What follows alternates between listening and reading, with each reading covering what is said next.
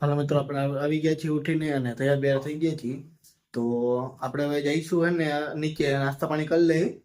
નાસ્તો ન કરી લઈએ અને પછી દુકાન જવાનું છે. આજ તો કંઈ પ્રસંગમાં નથી જવાનું.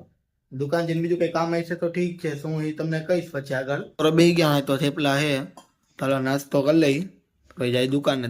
હાલો મિત્રો, તો આપણે એને હવે બેઠા છીએ દુકાને અને ભૂગી ગયા છીએ ને કંઈ કામકાજ છે નહીં તો બેઠા છીએ એડિટિંગ કરી બધું. આપણે આવી ગયા તડકે ઉભા રહેવા અહીંયા, કારણ કે થોડીક ઠંડી લાગતી હતી એટલે શર્ટ તો પહેરેલું જ છે. તડકે ઉભા રહી ગયા એટલે મેળ આવી જાય ને.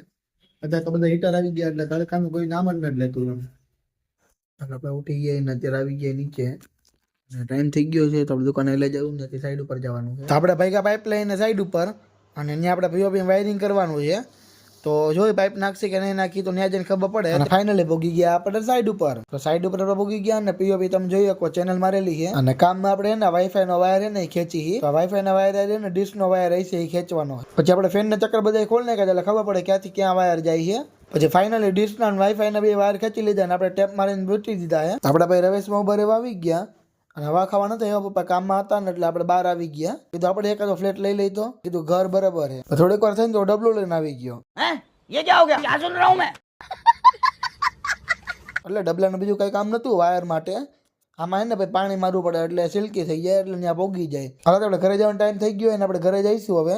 અને વાયરિંગ બધું થઈ ગયું વાઈફાઈ નું. હવે આપણે નીકળી ગયા સાઈડ ઉપરથી. અને તમે જોઈ શકો કે આખું ને બાટલું નું બધું બગડી ગયું, ધૂળ એટલી હતી ત્યાં વારતા હતા ને એટલે આપણે દુકાન પોગી ગયા. પછી આના દુકાન બેસી ગયા અને હવે જઈશું આપણે નાસ્તો પાણી કરવા. ઘડી કીધું દુકાન બેસી જાય ઠાઈકા હતા એટલે ને કારણ ડાયરેક્ટ ભાગીને તો નેર નહીં આવે, પછી નાસ્તો કરી આવી. રાતે આપણે રાત જમવાનો ટાઈમ થઈ ગયો તો એટલે આપણે નાસ્તો નહોતો કર્યો. તો આપણે હવે ડાયરેક્ટ જમી એટલે 8:30 તો થઈ ગયા એમ.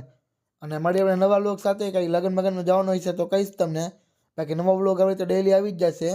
અને હવે તો સપોર્ટ કરતા રહેજો અને વિડીયો શેર કરતા રહેજો તો મોનેટાઈઝ જલ્દી થઈ જાય એટલે આપણી ચેનલ કલાકો ઘટે પૂરું થઈ જાય એટલે.